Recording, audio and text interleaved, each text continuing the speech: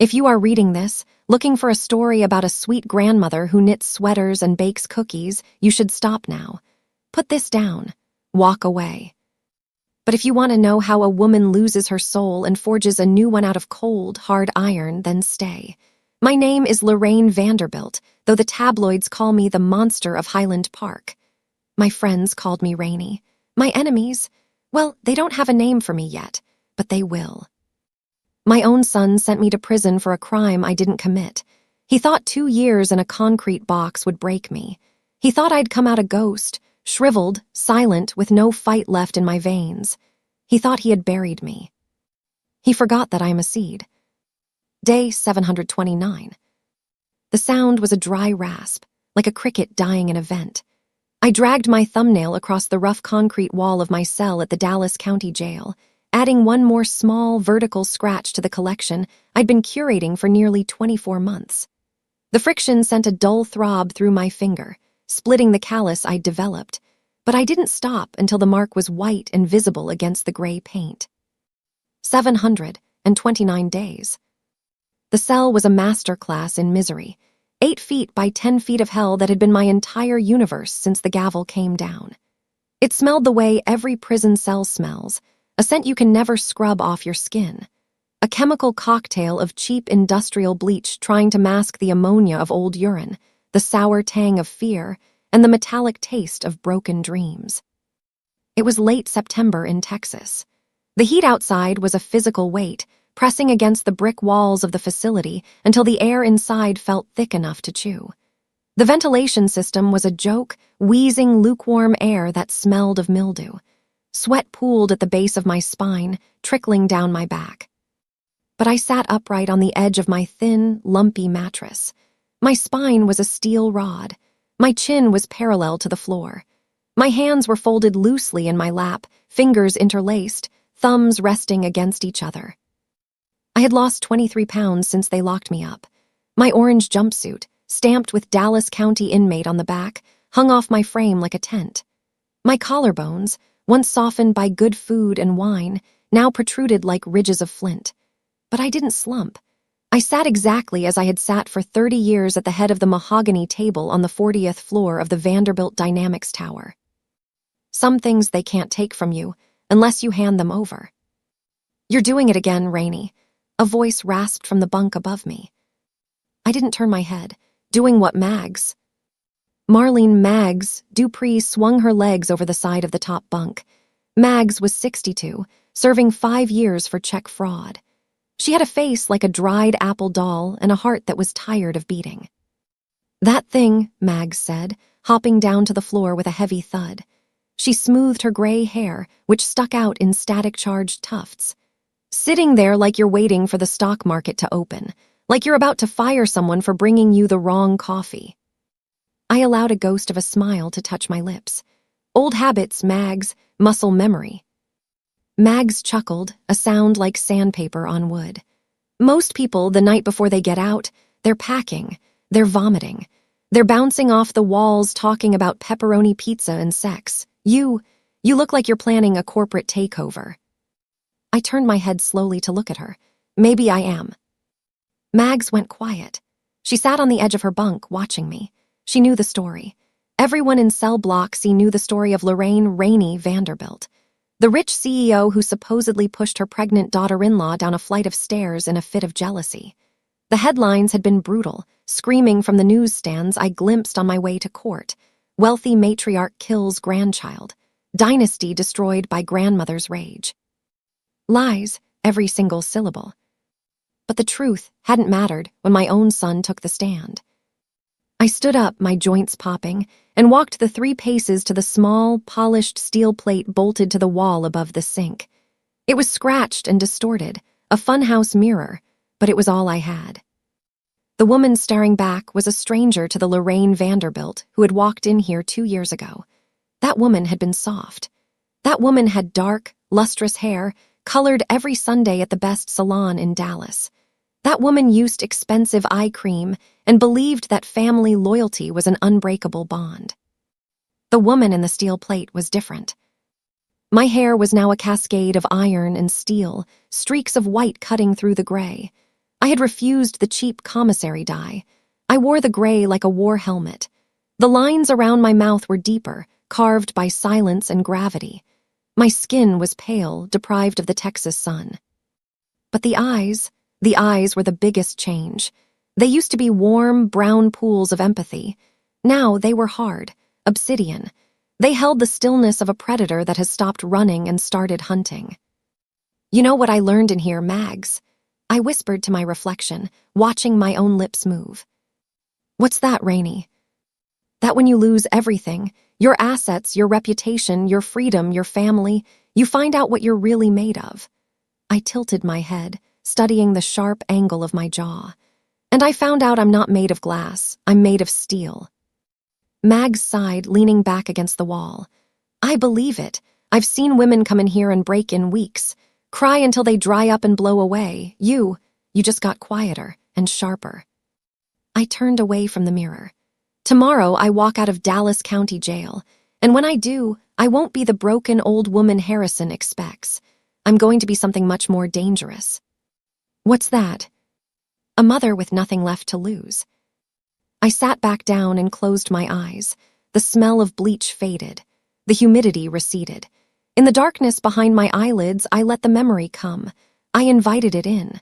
Sometimes you have to relive the nightmare to fuel the fire that will burn it all down. The flashback, 2 years ago. The courtroom was freezing. They kept the AC cranked so low it felt like a morgue, a stark contrast to the September heat outside. The gallery was packed.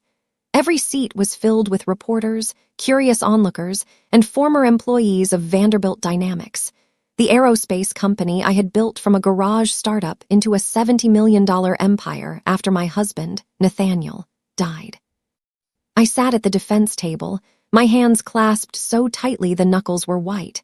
I was wearing a suit my lawyer had brought me, but it felt like a costume. The prosecution calls Harrison Vanderbilt. My heart hammered against my ribs like a trapped bird. "Don't do this, Harrison. Please, God, don't do this." My son walked to the witness stand. My firstborn, Harrison, 35 years old, wearing a Navy Brooks Brothers suit that I knew for a fact had been paid for with a company credit card, one of the many unauthorized expenses I had found. He looked handsome in that weak, polished way. His dark hair was perfectly styled. His face was arranged in an expression of careful, devastating sorrow. He took the oath. He sat down. He wouldn't look at me. "Mr. Vanderbilt," the prosecutor, D.A. Evelyn Sharp, began. She was a shark in a skirt suit, smelling blood. "I know this is difficult, but can you tell the court what happened on the afternoon of September 25th? Harrison's voice trembled. He reached for the glass of water, his hand shaking just enough to be convincing. "I was in my office at Vanderbilt Dynamics. My mother." She arrived unannounced. She was angry. Why was she angry? "She was shouting about financial discrepancies," Harrison said, his voice dropping to a whisper. "She accused me of mismanagement. I tried to explain that it was just a clerical error, that we could fix it, but she wouldn't listen. She was out of control." Lies. It was a clerical error, like a stab wound is a paper cut. I had found $1.5 million missing, funneled into a shell company called Lux Consulting. I hadn't been shouting. I had been crying, holding the bank statements, asking my son why he was stealing from his father's legacy. What happened next? My wife, Serafina, she came in. She heard the yelling. She tried to calm Mother down. Harrison choked up. He wiped a tear from his eye. "Serafina was so gentle, she just wanted peace, but Mother turned on her. She started screaming that Serafina was a gold digger, that she had poisoned me against the family."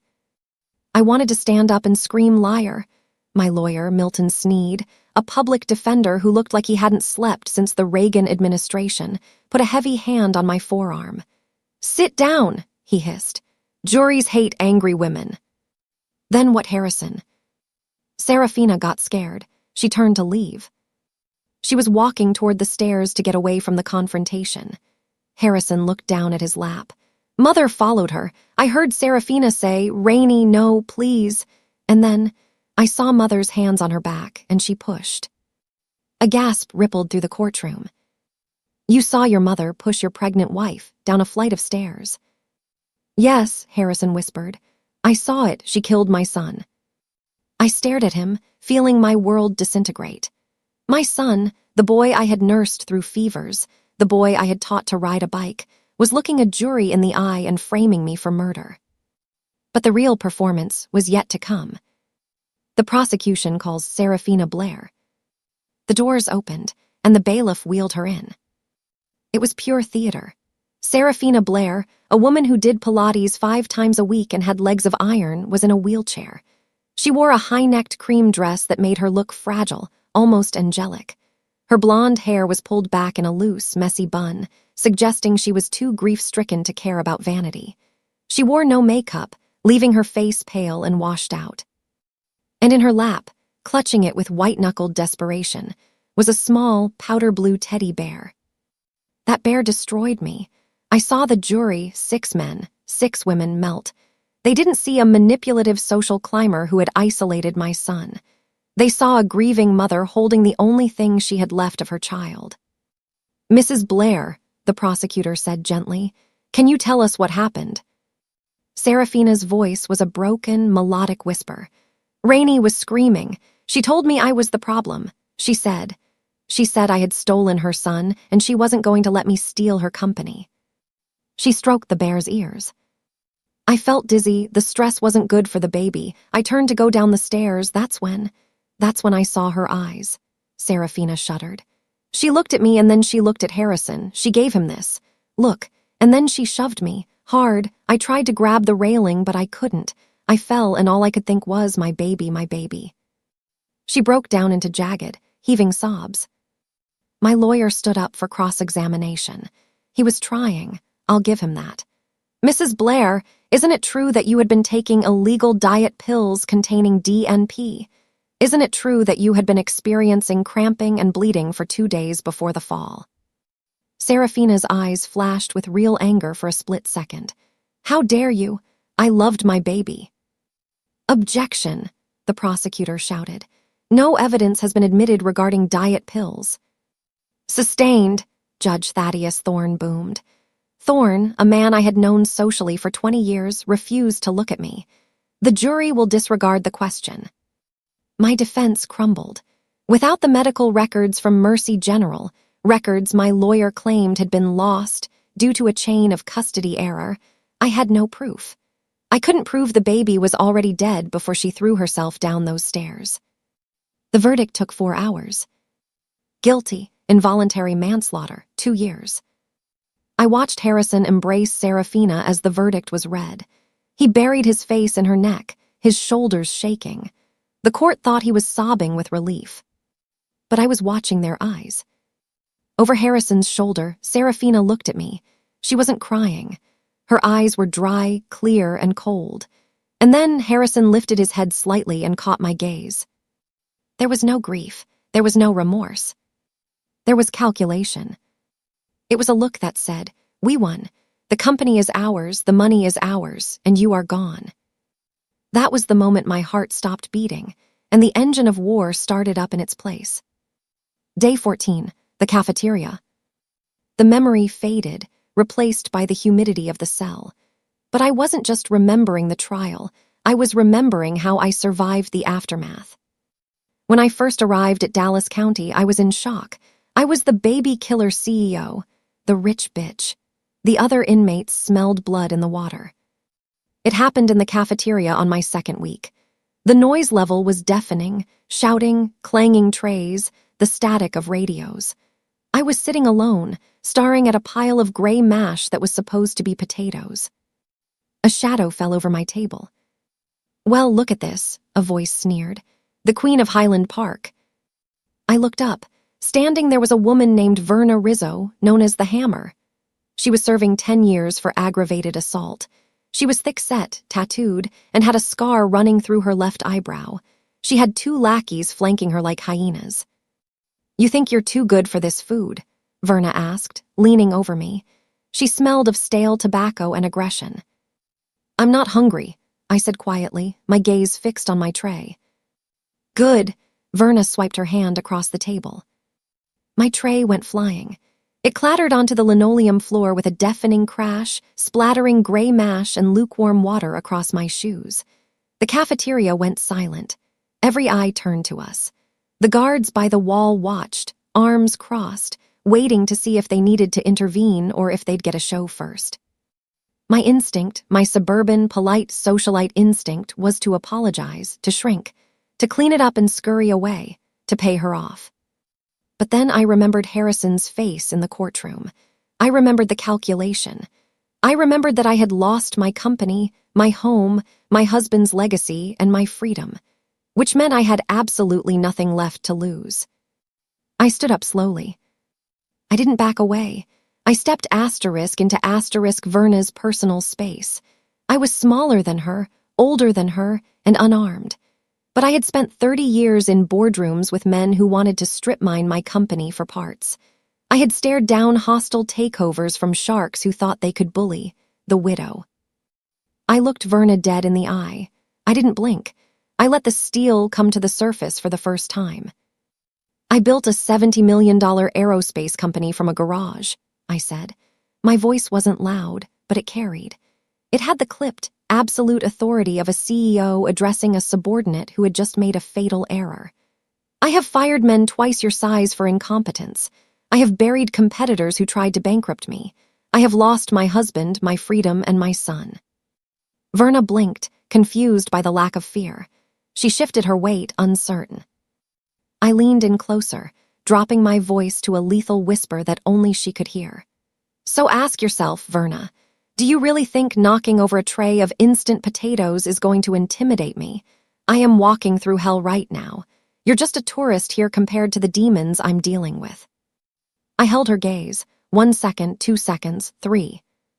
Now, I said, pointing a manicured finger at the mess on the floor. I suggest you step out of my way. You're blocking my light. The tension in the room was thick enough to choke on.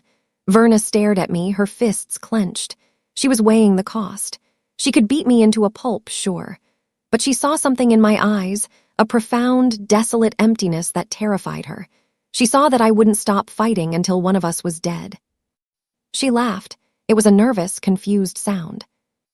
Damn, Verna said, shaking her head. All right then, Vanderbilt, you got a spine. She stepped back. I walked past her, head high, ignoring the mess on my shoes. I went straight to the water fountain, grabbed a napkin, cleaned my shoes with precise, methodical movements, and sat back down. No one touched me after that. I wasn't the baby killer anymore. I was the boss. Day 729. Night. Rainy. Mag's voice brought me back to the present. The cell was dark now, save for the sliver of light coming from the corridor. Yeah, Mags. You gonna sleep? Not tonight, I said. I moved away from the mirror and sat back on the bunk. My hand drifted to the small, hidden pocket I had sewn into the waistband of my jumpsuit. I felt the crinkle of a tiny scrap of paper inside, a note from the outside. Tomorrow, the gates would open. Harrison and Serafina would be there. I knew they would. They would bring cameras. They would bring flowers. They would expect the shriveled, humiliated remains of Lorraine Vanderbilt to stumble out, grateful for a ride home, willing to sign whatever papers they shoved in front of me to keep the peace. They expected the mother, who loved them unconditionally. They had no idea that Mother died in the cell on day 14. I lay back on the thin mattress, staring at the concrete ceiling. I visualized my plan like a schematic for a new jet engine. Every part was moving. Every gear was oiled. Mags, I whispered into the dark. Yeah. When you watch the news tomorrow night, look for the city. What city? My city, I said, my voice hardening into diamond. Dallas, I'm going to burn it down. I closed my eyes, but I didn't sleep. I waited for the sunrise. I waited for the war.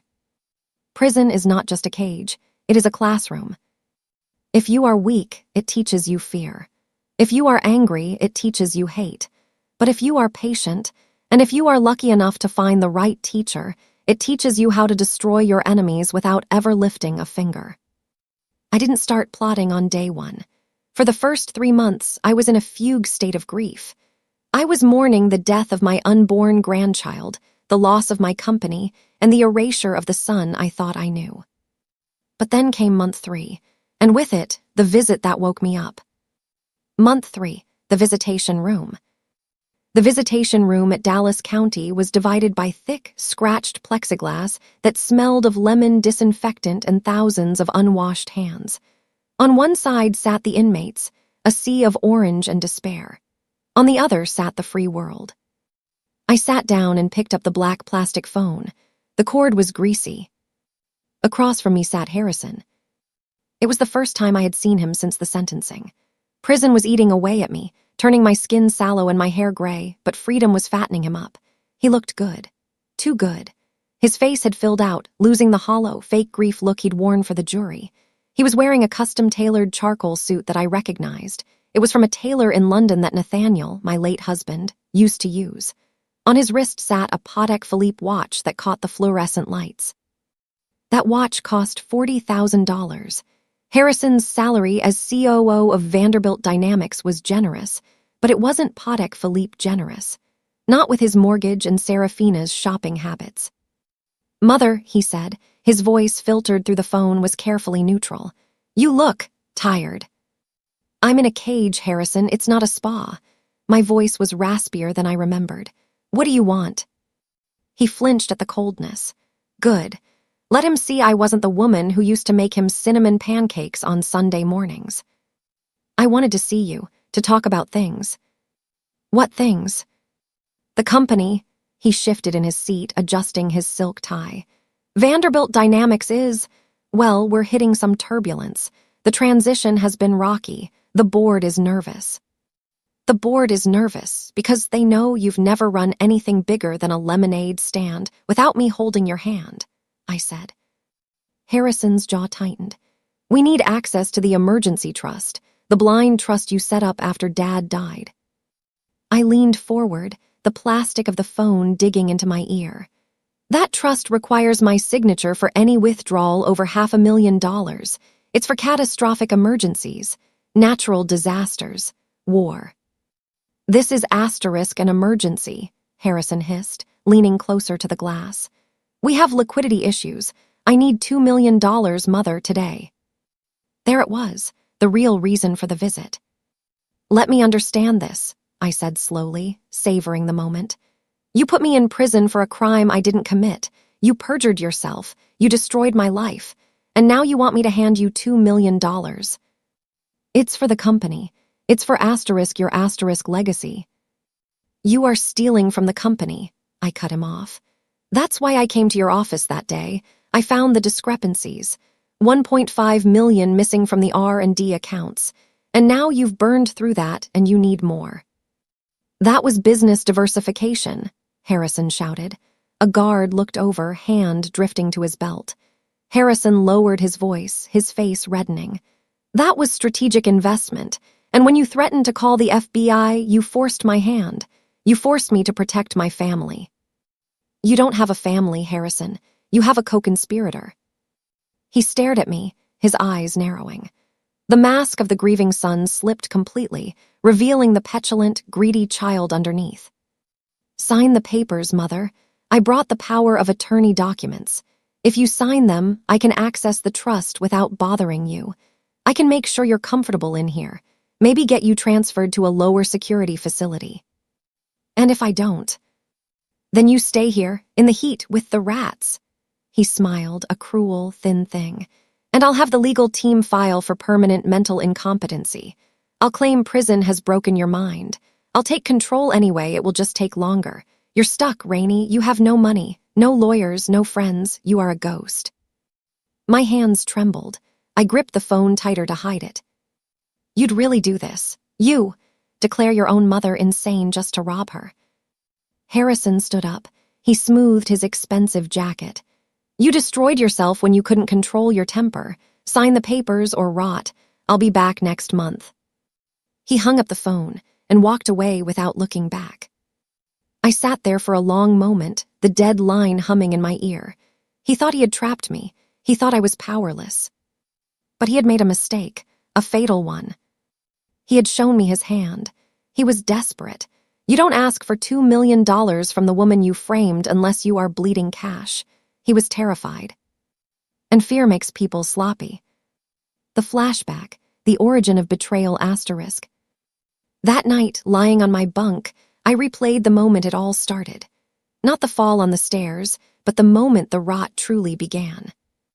2.5 years ago, the Vanderbilt Dynamics boardroom on the 40th floor of the Caldwell Plaza, floor-to-ceiling windows overlooking the city I loved. 8 board members sat around the oval table. Harrison sat at my right hand, where he had been for 3 years as chief operating officer. I had been grooming him to take over. I knew he wasn't a visionary like his father, Nathaniel, but I thought he was competent. I thought he was honest.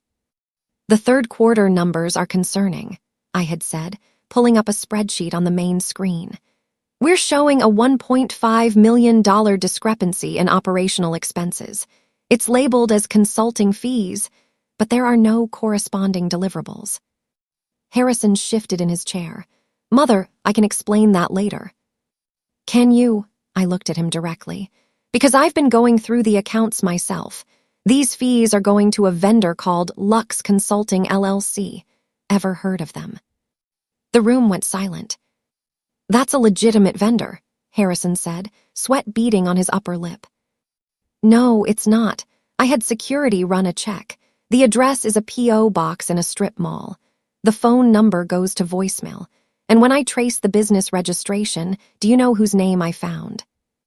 Harrison's face went pale. I can explain. Serafina Blair, I said, my voice ringing in the silence. Your wife owns Lux Consulting. You have been funneling company money to a shell corporation controlled by your wife. Franklin P. Sterling, one of our founding board members, took off his glasses. Rainey, are you certain about this? I have the documentation. 1.5 million over 18 months. Small amounts cleverly hidden, but it adds up. I turned to Harrison. You have 48 hours to return that money, all of it, or I am calling the FBI. Harrison stood up abruptly, his chair screeching against the floor. You'd destroy your own son over money, over a rounding error. I'd save my company over theft. There's a difference. You've never thought I was good enough. His voice shook with a rage that had been bottling up for decades. Dad's dead 8 years, and you still compare me to him. Nathaniel wouldn't do it this way, Harrison. Nathaniel had vision, Harrison. I am sick of living in a dead man's shadow. This isn't about your father. This is about you stealing. It wasn't stealing. It was compensation for years of being undervalued, for putting up with you. Harrison, stop. No, he laughed bitterly. I don't need 48 hours. I quit, effective immediately. Good luck running this place without me. He stormed out. I should have called the police then. I should have filed charges that very afternoon. But I didn't. I hesitated because I was a mother. I thought, let him cool down. Let him realize his mistake. That hesitation cost me my life. Month 5, the double agent. 2 weeks after Harrison's demand for the money, I got a notification that I had another visitor. I expected Harrison's lawyer, or maybe the process server for the insanity plea. When Kennedy walked into the visitation room, I felt my heart physically ache. Kennedy was 29, brilliant, and looked exactly like her father, Nathaniel. She had his sharp jawline and his intense, intelligent eyes. She was working in Boston for a top-tier consulting firm, far away from the family drama. She walked in wearing a navy pantsuit that screamed corporate professional. Her dark hair was pulled back in a severe bun. Her face was a mask of cold indifference.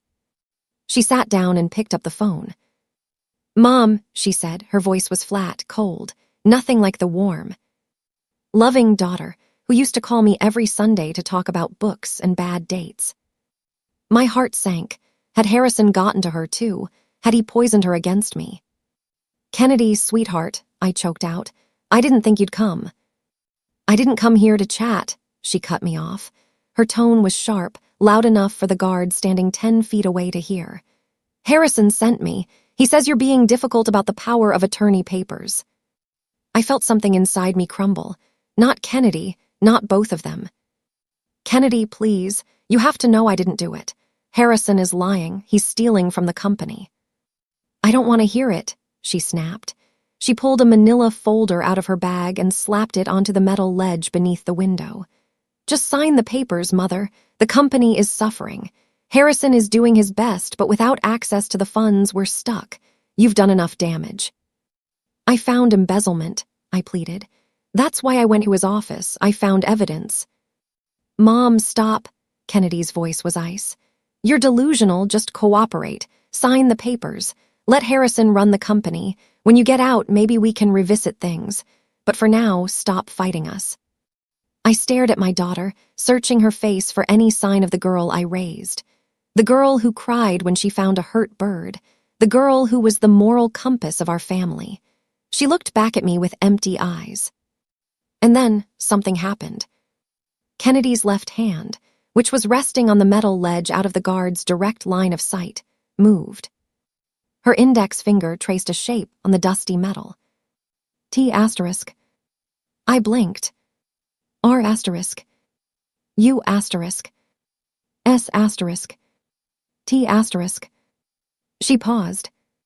M. E**. My breath caught in my throat. I looked up at her face. It was still cold, still blank, but her eyes. For a fraction of a second, the mask slipped. Her eyes were screaming at me. "Play along. Please, Mom, play along." She was a Trojan horse.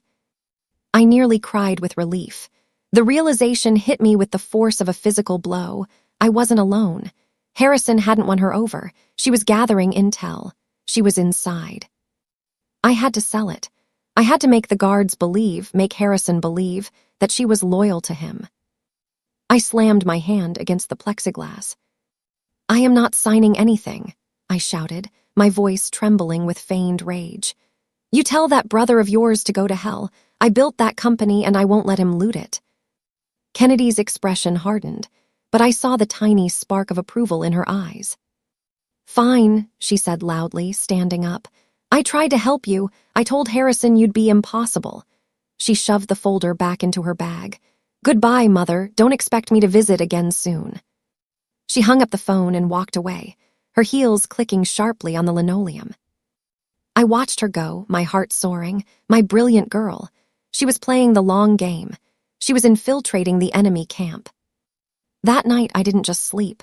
I rested, because I knew the war had truly begun. The prison library, the classroom. With hope came focus. I realized I couldn't just wait for Kennedy to save me. I had to be ready. When I got out, I needed to understand exactly how Harrison was hiding the money so I could expose him. I needed an education. I found it in the prison library. It was a small, dusty room with outdated encyclopedias and 2 ancient computers with limited, monitored internet access. But it was also the domain of Dr. Arlene Bellows. Arlene was serving 8 years. In her past life, she had been a forensic accountant for a cartel. She was the best money launderer in Texas until she got caught. Now, she was a grandmotherly woman with thick glasses and a mind like a calculator. "You're the CEO," Arlene said one day as I was staring at a book on corporate law. I was. "You want to know where the money went?" I looked at her. "Yes." "I can teach you," Arlene said, polishing her glasses on her orange shirt. "But you have to trade. I teach you how to trace shell companies. You teach me how to invest the little bit of scratch I got hidden away for when I get out." Deal. For the next 18 months, the library became my university. Arlene taught me the dark arts of finance. We sat in the corner, huddled over stacks of paper. "See here," Arlene would point to a diagram she'd drawn. "This is a layering scheme. He takes the stolen cash, moves it to a shell company in the Caymans, then moves it to a trust in Delaware, then loans it back to himself as a business investment. It looks like debt, but it's actually income. How do I catch him?" "You don't look at the big numbers," Arlene tapped the page. "You look at the decimals, the rounding errors, the vendors who bill monthly but never ship product. You look for the ghost employees. Every thief leaves a fingerprint, Rainey. You just have to know which frequency of light makes it shine." I devoured everything. I studied forensic accounting, tax law, and digital trails. I learned how to request IP logs for bank transfers. I learned how to cross-reference business registrations with family maiden names. I became an expert in corporate fraud. Every month, Kennedy visited. She kept up the act, acting cold, demanding I cooperate. But every visit, she left a message. Sometimes it was traced on the table. Evidence building. Found lawyer. Judge bribed. I was building a case in my mind, turning into a weapon. Month 18. The smoking gun asterisk. 18 months into my sentence. 6 months to go. Kennedy visited on a rainy Tuesday. She looked exhausted. There were dark circles under her eyes, but her posture was rigid. "I brought the quarterly review," she said loudly, sliding a thick document through the document slot. "Harrison wants you to see that the company is thriving without you. He thinks maybe if you see the numbers, you'll stop being so stubborn." I took the document. Vanderbilt Dynamics Q3 Financial Review. "Read it carefully, Mother," Kennedy said, her eyes locking onto mine. "Especially page 42, the footnotes are illuminating." I carried the document back to my cell like it was a holy text. I waited until lights out. I sat on my bunk, huddled under the thin blanket with a small reading light Mags had smuggled in for me. I flipped to page 42. It was a standard balance sheet, but in the margins, written in tiny, microscopic pencil that was barely visible, was a message. To Rainey asterisk. "I have everything. I've been recording him. Here is the summary asterisk. 1. Embezzlement total, $4.2 million. Funneled through Lux Consulting, Morrison Advisory, and Sterling Development. All registered to Serafina. Asterisk 2. The judge, check 8902, $75,000 to Thorne Legal Defense Fund. Paid 2 weeks before your trial. Judge Thorne was bought. Asterisk 3. The medical records asterisk. My breath caught. I squinted at the tiny writing. Found Dr. Alina Rosales. She treated Serafina at Mercy General. She was fired after she refused to alter the records. I have the original toxicology report. Date, Sept 23, 2 days before the fall. Diagnosis, spontaneous abortion secondary to DNP toxicity. Illegal diet pills. Notes, fetus non-viable on arrival. Patient advised. The baby was dead, Mom, 2 days before she came to your office. Harrison knew. I have a recording of them arguing about it. They staged the fall to frame you because they needed you gone to access the trust. Eat this note. Stay strong. We are going to destroy them. Love, K asterisk. I sat there in the dark, the piece of paper trembling in my hands. The baby was dead. They didn't just frame me for a push. They framed me for a death they caused. Serafina killed her own child with vanity, popping illegal diet pills to stay thin during pregnancy, and then she and Harrison used that tragedy as a weapon to bury me. The cruelty of it was breathtaking. It was evil in its purest form. A sound escaped me, half sob, half laugh. "Rainey," Mags whispered from the top bunk, "you okay?" "I'm better than okay, Mags," I whispered back. "I just won the war." I looked at the note one last time, memorizing the names, the dates, the numbers. Dr. Alina Rosales, DNP, Sept 23. Then I tore the corner of the page off. I put the paper in my mouth. It tasted like wood pulp and ink. I chewed it slowly, grinding the evidence into a paste, and swallowed it. I swallowed the truth. I made it part of me. I had 6 months left. 6 months to endure the scratching walls, the bad food, the loneliness. But I could do it now, because I wasn't just surviving anymore. I was waiting. I lay back on my pillow and stared at the ceiling. For the first time in 2 years, I smiled. A real smile. Come get me, Harrison, I thought. I'm ready. Day 730. Freedom. The sun didn't just rise over Dallas. It detonated. I stood in the discharge processing room of the Dallas County Jail, a windowless box that smelled of stale coffee and bureaucracy. Correctional officer Higgins slid a plastic bin across the counter.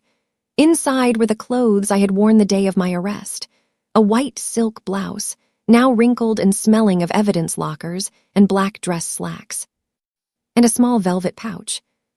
I opened it. Inside sat my wedding ring, a vintage 3-carat diamond set in platinum. Nathaniel had given it to me 30 years ago. I slid it onto my finger. It spun loosely. I had lost weight in my hands, too. I dressed quickly. The clothes hung off my frame, billowing around my ribs. I looked like a child playing dress-up. But when I buttoned the cuffs and rolled my shoulders back, I felt a click. Inmate 8940 was gone. Rainey Vanderbilt was back. I walked through the heavy steel doors and stepped out into the world. The heat hit me first, a physical wall of humidity. Then the light. It was blinding. Mrs. Vanderbilt, over here. Rainey, is it true you're seeking an appeal? The parking lot was a circus. At least 20 reporters were jostling behind a barricade. And there, standing center stage, positioned perfectly for the evening news, were the stars of the show. Harrison and Serafina. They looked like a magazine cover. Harrison wore a navy suit that cost more than the average American car. Beside him, Serafina wore a modest cream dress, looking for all the world like a repentant angel. In her hands, she clutched a bouquet of white roses. "Mother," Harrison's voice boomed, pitched perfectly for the microphones. "Welcome home." He started walking toward me, arms open. They expected the script to play out. The broken mother weeps, hugs her son, and gets into their car to be quietly whisked away to a retirement home. The rage that flooded my veins wasn't hot. It was ice cold. I didn't stop walking, but I didn't walk toward them. I adjusted my trajectory by 10 degrees to walk past them. "Mom, the car is this way," Harrison said, stepping into my path. He reached out to grab my arm. I stopped. I turned my head slowly and looked at his hand on my sleeve. "Remove your hand," I said. My voice was low, but it had the acoustic precision of a sniper shot. "Mom, don't make a scene," Harrison hissed, keeping his smile plastered on. "The press is watching." "If you do not remove your hand," I said, loud enough for the nearest microphone to catch, "I will scream that you are assaulting me. And given that I am a 66-year-old woman just released from prison, and you are a 6-foot man, who do you think they will believe?" Harrison's hand dropped as if he'd touched a hot stove. "Rainey," Serafina tried, stepping forward with the roses. I walked past her. I didn't look at her. I walked past them as if they were traffic cones. A low, guttural growl cut through the noise. A black Bentley Continental GT glided to a stop right in front of me. The driver's door opened, and Donovan Cross stepped out. A hush fell over the reporters. Everyone in Dallas knew Donovan Cross. He was the legal equivalent of a nuclear deterrent. Harrison's jaw dropped. That's Donovan Cross. He refused my retainer last year." Donovan ignored him. He opened the rear door for me. "Mrs. Vanderbilt, everything is prepared." I slid into the back seat. The door closed with a solid, heavy thunk, sealing out the heat, the noise, and my son. "The Ritz-Carlton, Mr. Cross," I said. "Then we begin." The war room. The penthouse suite on the 42nd floor was a world of marble and silence. Waiting for me was Octavia St. James, a disgraced but brilliant former attorney who had served time with Mags. "You hired the right people," Donovan said, sliding a laptop toward me. "This is what Kennedy sent us." He opened the file labeled * medical records, Mercy General *. I read the clinical language, and bile rose in my throat. Patient Serafina Blair.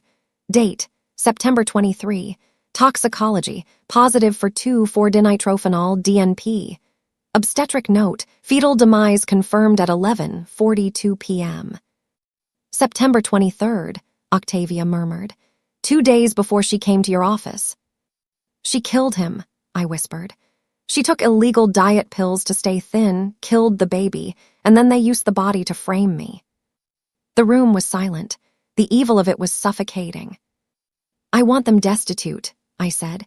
"I want to strip them down to the bone." Donovan slid a document across the table. "This revokes the power of attorney and initiates an emergency forensic audit. The SEC will freeze everything.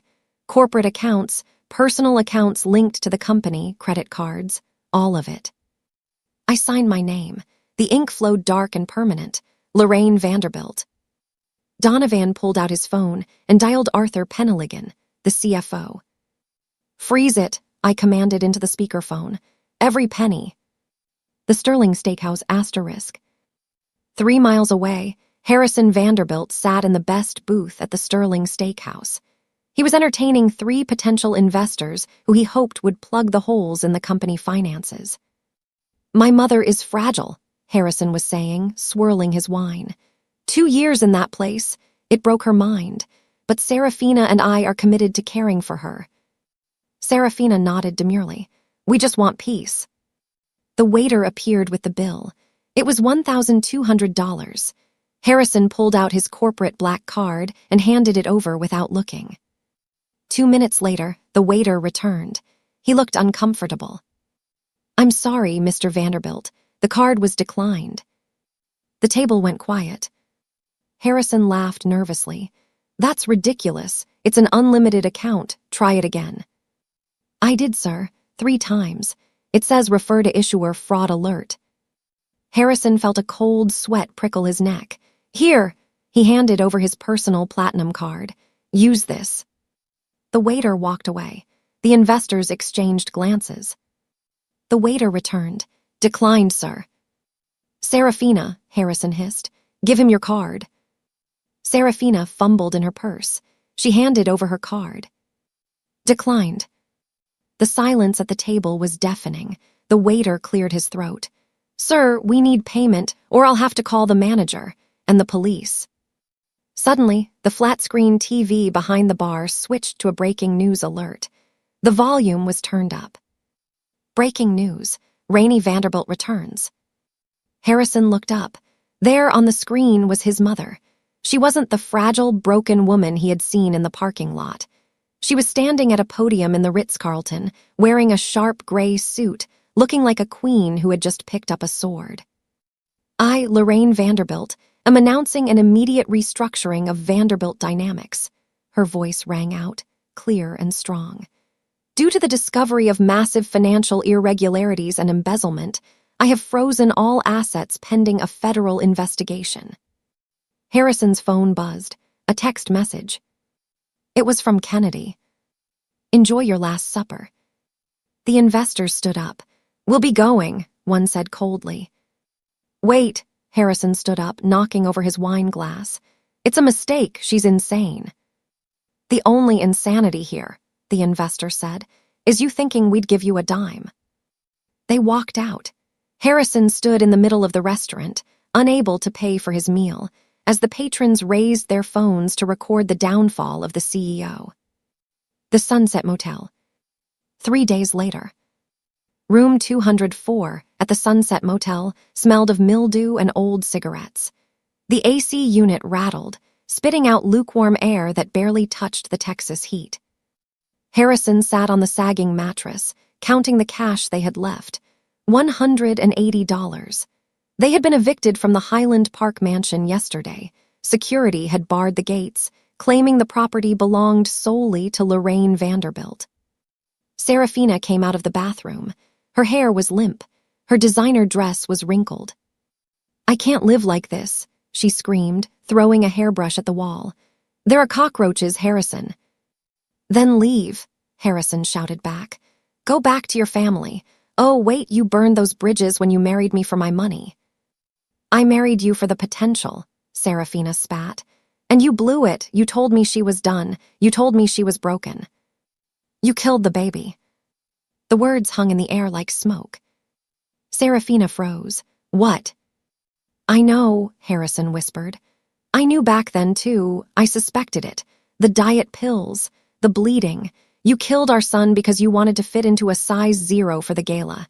And then you let my mother take the fall for it." "You let her take the fall," Serafina shrieked. "You testified. You saw me look at you before I threw myself down those stairs. You knew what I was doing, and you let it happen because you wanted the trust fund."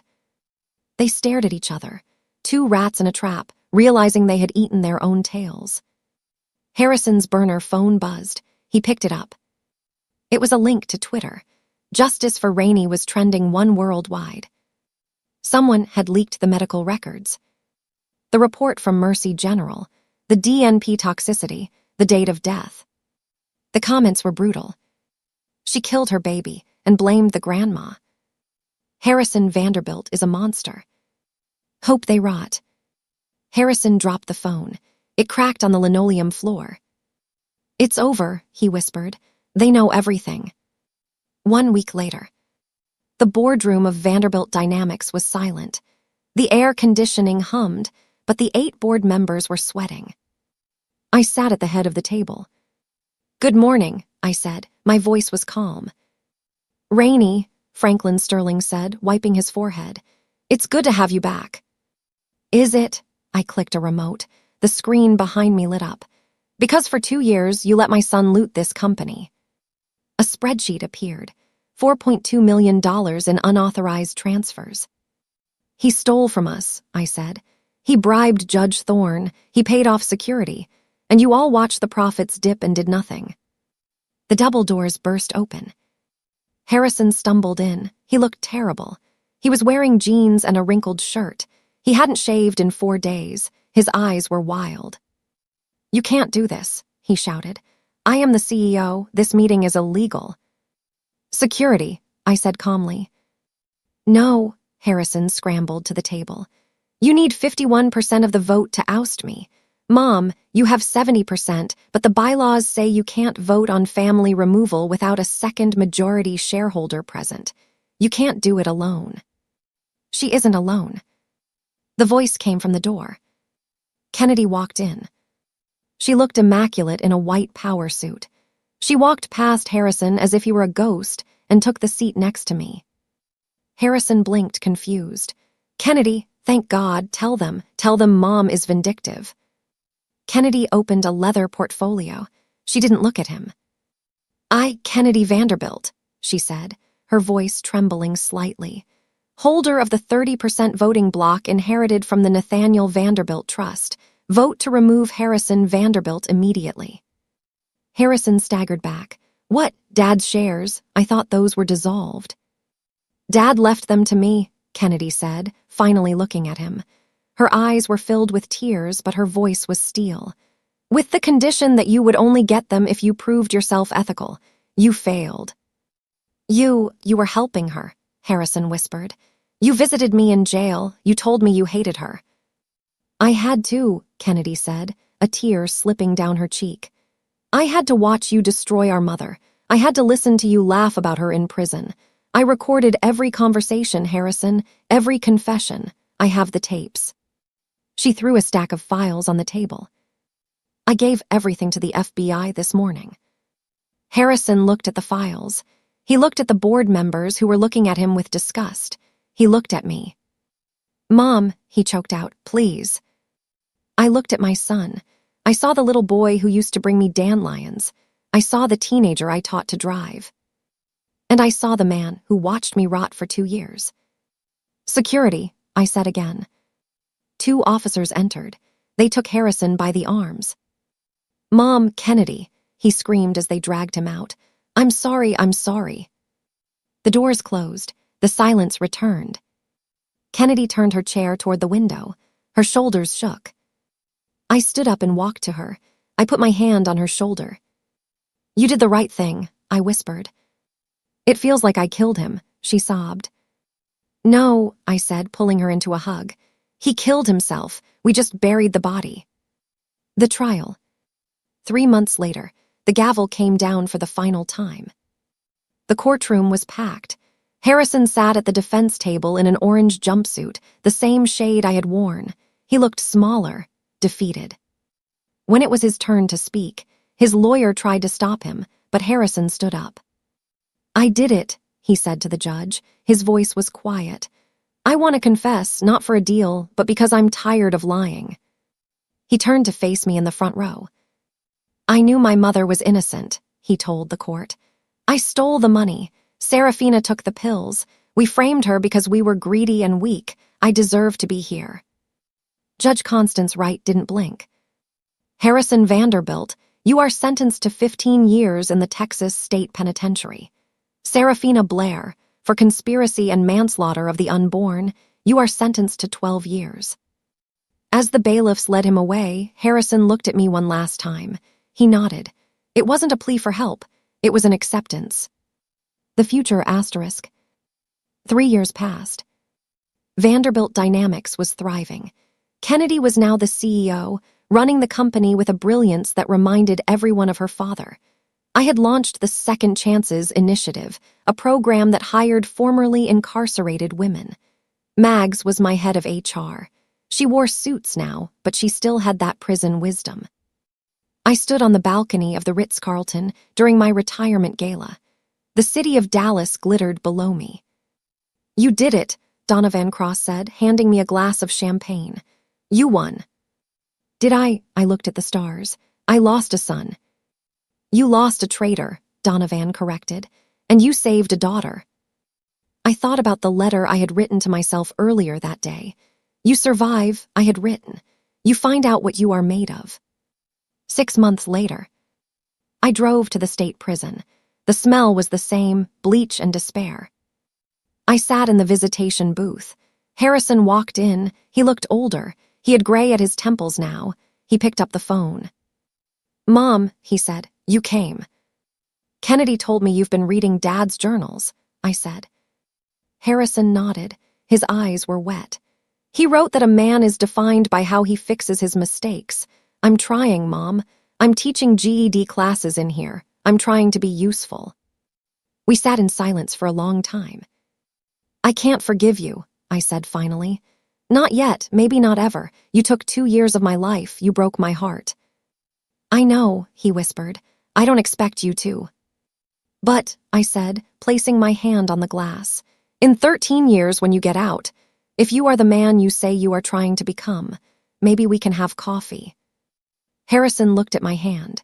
He slowly placed his own hand against the glass, matching my palm. Just coffee, he choked out. I'd like that. Goodbye, Harrison. Goodbye, Mom. I hung up the phone. I turned and walked out of the visitation room. I walked through the heavy steel doors, past the guards, and out into the yard. The Texas sun was blazing. It was hot and bright and alive. I took a deep breath. I walked toward my car where Kennedy was waiting for me. I didn't look back. I didn't need to. The past was behind bars. The future was wide open. And for the first time in a long time, I was just Rainey, and I was free.